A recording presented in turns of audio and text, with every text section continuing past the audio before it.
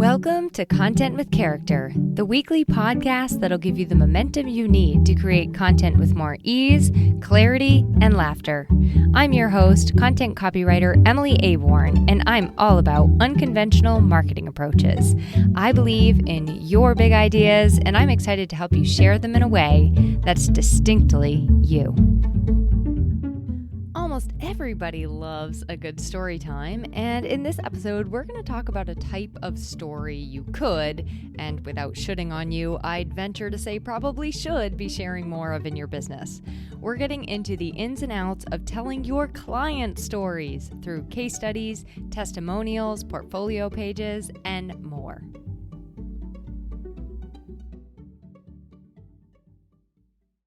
Hi, welcome back to, whoa, that was aggressive. Welcome back to the Content with Character podcast.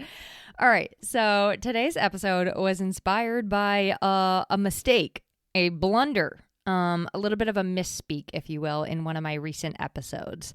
So a couple of weeks ago, if you're a regular listener and you kind of listen to these in order, you might remember the episode I did on content structures, which... total sidebar, that was a total and utter joy, and I realized about myself, I think I like structure a little bit too much. But anyway, if you missed the episode, it doesn't matter. You can go back and listen. You don't need to. It's not like a precursor or a prerequisite, but it does set this one up pretty nicely. And also, then you'll hear me share my misspeak. So I've been working on an episode about storytelling, specifically like the art and science of storytelling as a business owner, and some stories that you can consider using in your business.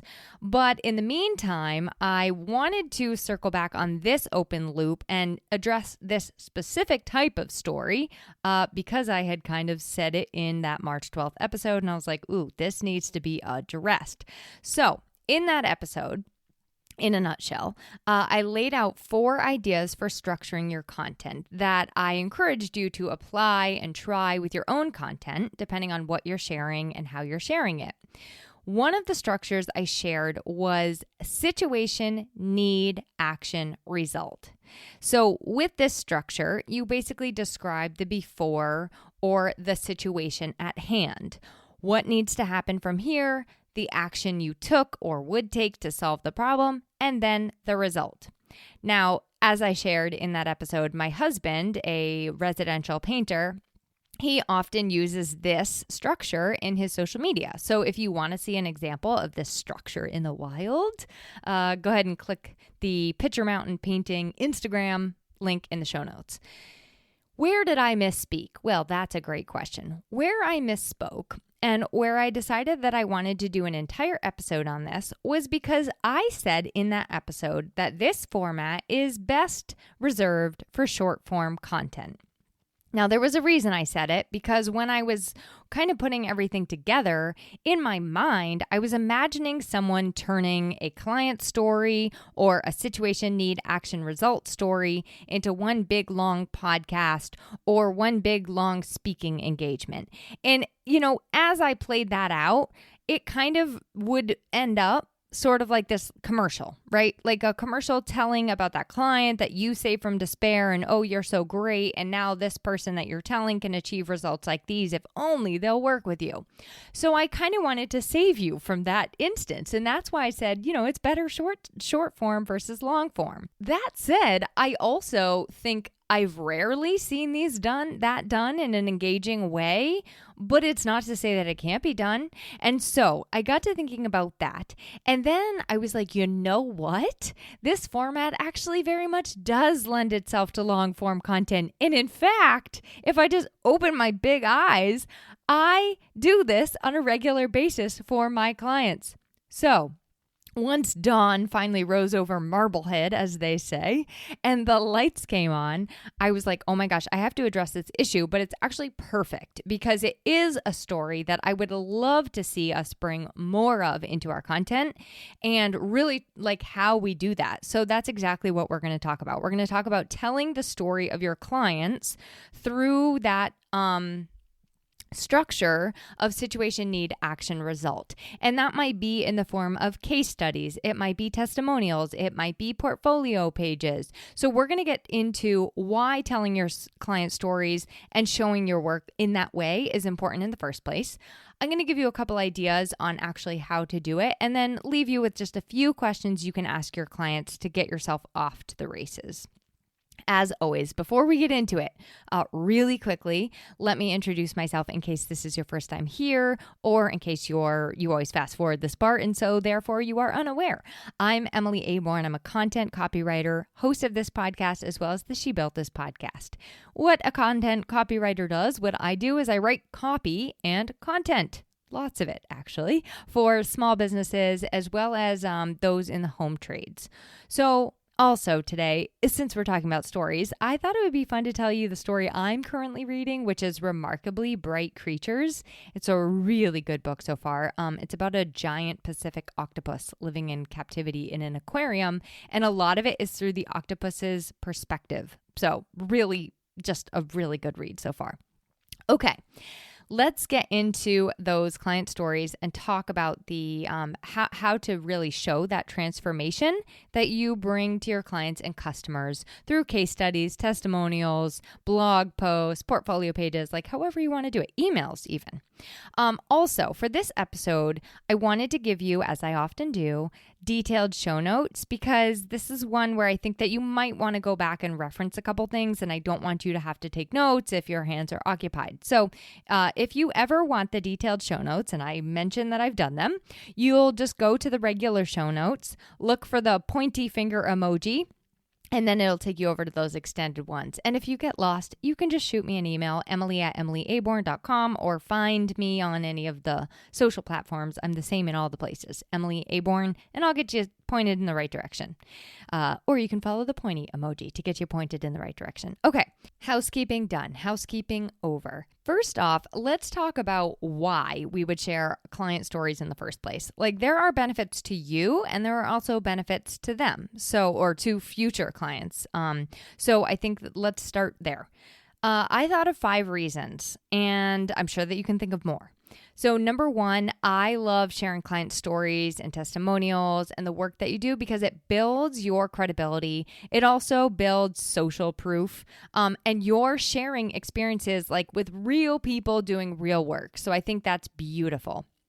Number 2, if SEO is a part of your marketing strategy, it's a really great way to build your SEO. You can often create these sort of pages or blogs on your website. And again, or not again, this is something I really, really help people with.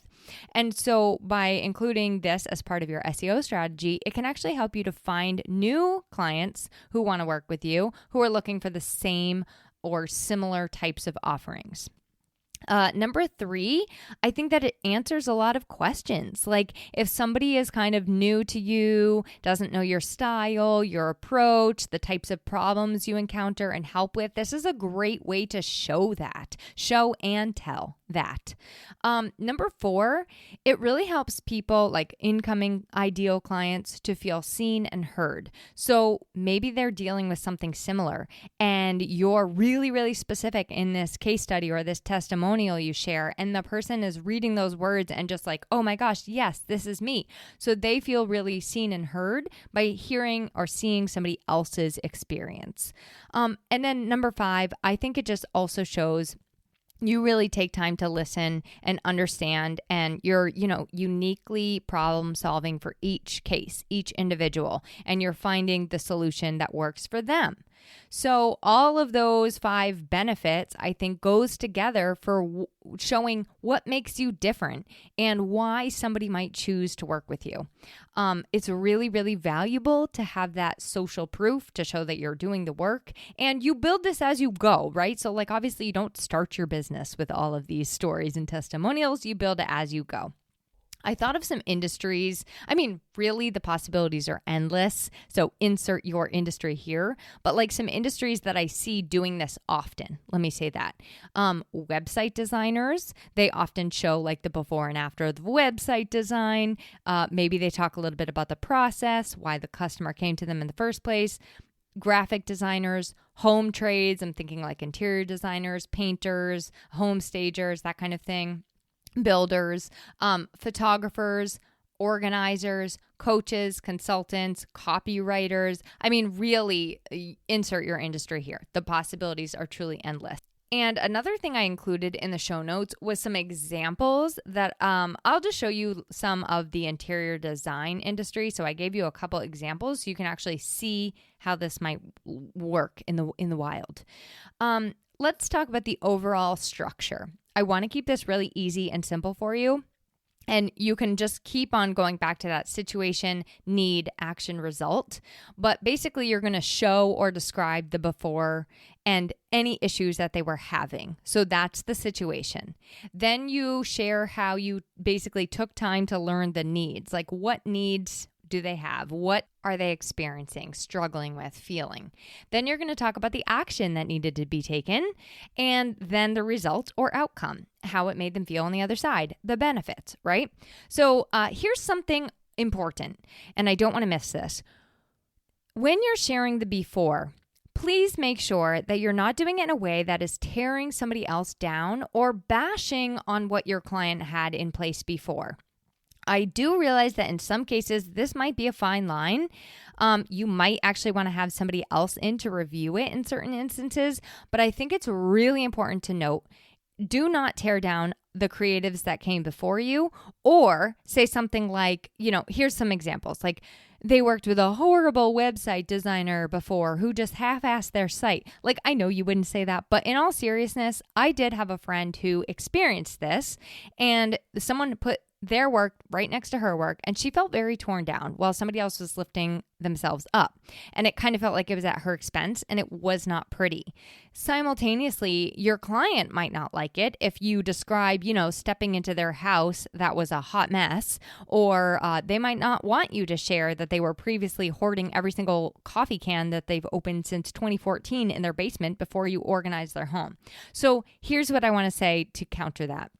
Share a realistic situation that they were facing at the beginning, but if it really was a hot mess, focus on what the client wanted as the result, like why they hired you in the first place. And you can do this without bringing the person that came before you down.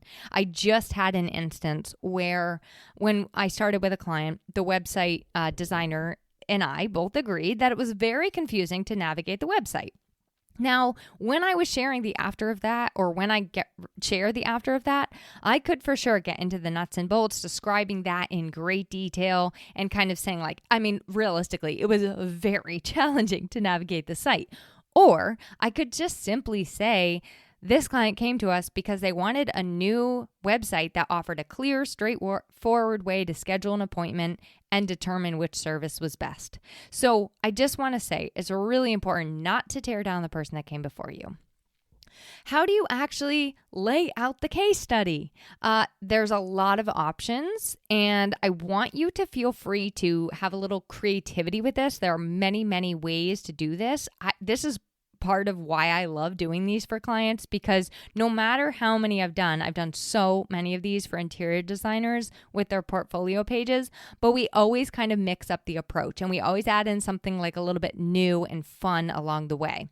But here's some things that you're going to want to include, okay? No matter what little special flair you add in, you're going to want to include these things. You're going to definitely want a title and intro that bring in the reader or the listener. And I would also, if SEO is part of your strategy, that's going to contain that piece too.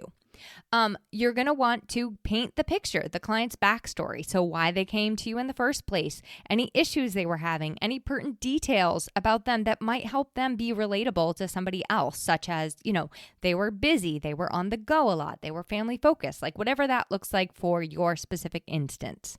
You're going to bring in the solution or the action that needed to take place. And this is where I think you can have some of the most fun. You can really like detail the approach or the solution that was implemented to address the problem. Maybe you get into the steps that you took or the strategies you employed and why. Any sort of innovative or unique aspects of the solution. How you implemented it, if it's applicable, like any steps in your process you want to highlight. This is a beautiful way to do it. And then, of course, the result, how they feel now, what this new thing allows them to do, the features, the benefits for them. And then I always conclude it by just kind of like any closing thoughts or key points or lessons learned or future implications. And of course, we want to bring it home with a call to action. This is a more promotional form of content. So we're going to want to bring it home with a call to action. Like, are you looking for fresh website copy that shows your personality and makes it easy for your clients to navigate your website? I'm your girl, right? This is where you want to sell what you do. Other things that you could include that I think are great ways to bring in a little like multimedia, let's say, into your case study or your portfolio page or your project page. Quotes, visuals, like I'm thinking like photos, floor plans, drawings, things like that. Video testimonials, if you have them, that's gold. And then, of course, like interlinks to other similar projects or to the services that you're promoting. So you can kind of bring in some other things. Quotes. I already said quotes. Okay. Yes. Definitely bring in quotes. Okay. Now, speaking of quotes, how do we actually get these words? How do we get this feedback from our clients? Now, here's one thing. I don't want you to procrastinate on doing these. I don't want you to be like, all right, once I get this questionnaire in place, then I'll tell my client stories. I don't want you waiting. So I'll say this. You don't always need a ton of feedback from your clients to be able to tell a great story about your work with them. You might need it for a long form piece, for a portfolio or a case study or a blog, but I'm thinking like for a social media post, you don't need to wait. If somebody writes you, let's say like a Google review or, you're getting ready to share their website review, you can at least use that short form right then and there. We're going to get into asking permission to use their words in a little bit, but I'm just thinking like a home designer or even me as a copywriter, I might get a quote or a testimonial from my client, ask them, is it okay for me to use this? And then tell a short little version of the story right away. Remember though, the proof is in the social proof. So when we can, especially if you're going to do this in a long form way, we want to infuse their words, their quotes, their experience into it. Kind of like showing, I can't make this up. This is what the experience was. This is what they actually said.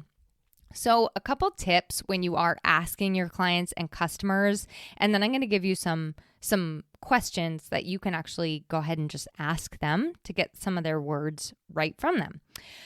First of all, timing is definitely key. So reaching out to your clients shortly after completing a project or delivering the service while the experience is fresh in their minds, I always find to be very, very helpful and increases the likelihood of receiving a prompt and enthusiastic response. Some of my clients will say, how do I write you a review? And I will just like right away, within 48 hours, send them the link to the Google review, my Google reviews, so they can do it right away. You get a much more prompt and enthusiastic response that way. And like I said, because it's fresh in their mind.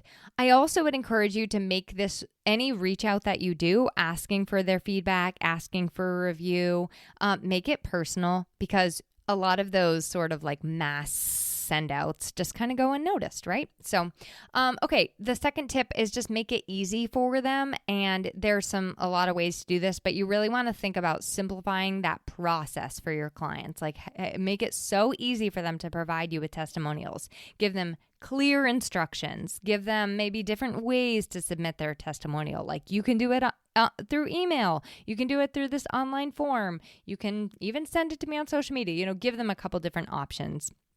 Or just make it really, really clear if you don't give them multiple channels.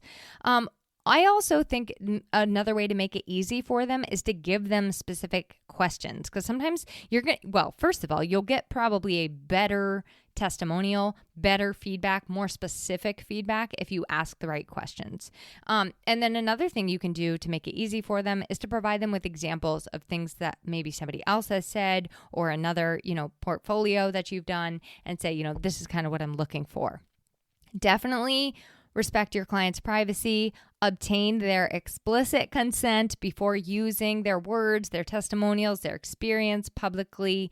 Make sure that they know their privacy is going to be respected, and communicate with them, exactly how you plan to use this. And if there's multiple ways that you plan to use it, let them know that too. And of course, you're not forcing anybody to do this. So give them the option, you don't have to do this. This is all voluntary. After the fact, I would definitely recommend making sure that you thank them. Some people might even do a thank you gift or offer incentives. I think those are great, whatever works for you, but just do make sure that you're expressing gratitude and giving them thanks, because that was a big, that was asking them now for a favor, right?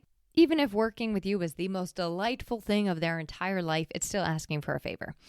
Okay, if you don't receive a response to your request, or if they said yes and then they left you hanging, don't be afraid to just follow up and send that little reminder. Some people forget, or they overlook your request, because they're busy, right? So another one of the examples I'm going to include in the show notes is actually somebody I've been working with as a strategy session client.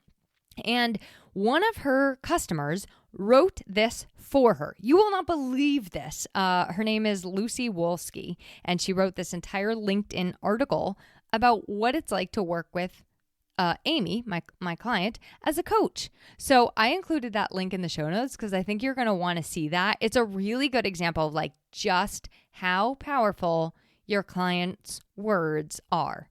Okay. And the other thing I just want to add, and then we'll get into those questions, I promise. But when you've done this, when you have all of this feedback, when you have all of this, and maybe you've even already created the testimonial or the case study or the project page, you get to repurpose it in so many ways. This is great repurposing material. You can turn it into a social media post. You can read a blurb in your podcast. I often do that, you'll notice, with podcast reviews.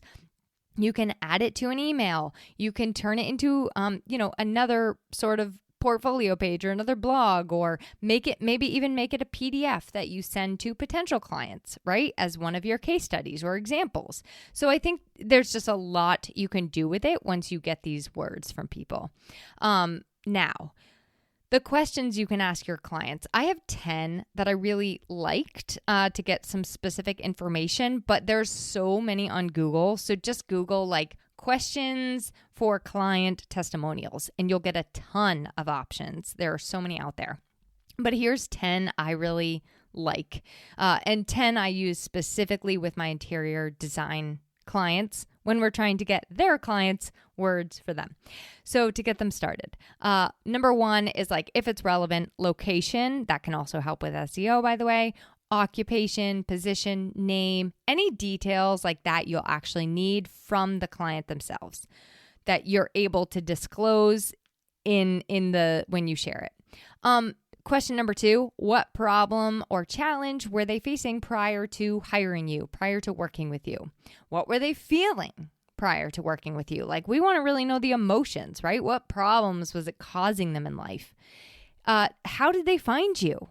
Why did they choose you to solve their problem or to help them overcome this challenge? That's also really important information for you to have, why they chose you. What did they enjoy about your process? How did they feel in working with you? What was the result on the other side? And how did they feel after working with you? And then, of course, I always leave them a little space. So, is there anything else you'd like to add? And you'll get actually a lot of positive words, I think, with that 10th question, because people are already starting to think about all of these positive things in working with you. And don't worry. Remember, I gave you these questions in those extended show notes, because that's one of the things I was like, you don't have to remember these, but you can literally just copy and paste them and use them in a way that works for you. So do look for that pointy emoji in the regular show notes, follow it over, and you'll get the extended show notes with these questions. You can even add in, and I've seen this, like some people are like, would you recommend me? But I'm like, you know what? If they wrote me this, they would probably recommend me. So then with all that information, then you get to craft their answer, that response into a testimonial or a case study or a portfolio page using that situation, need, action, result structure like I outlined above. And with all those ingredients in place, bada bing, bada boom, you have got yourself a story, and that is the first story in our little story discussion. One of the best stories, in my opinion, that you can tell is the client story, because it helps other people to relate to your work, builds that social proof, and it shows clearly what sets you apart, what makes you the unique flavor of genius that you are. So that's all I have for you today. Short and sweet, I know. Class dismissed early. But next week, we are going to focus on 4 more of those stories that you can tell in your business. I'm going to talk to you about like how to find them, dig them up, dust them off, and then put them into action in your content. So I will chat with you then. Thanks for listening to this week's episode of Content with Character. If you loved the episode, please make sure to subscribe to the podcast, rate, review, and share it with someone else you know it could help. For more content and visibility tips, visit my blog at emilyaborn.com, and be sure to connect with me on Instagram at emilyaborn. I'd love to hear how this inspired you to take action.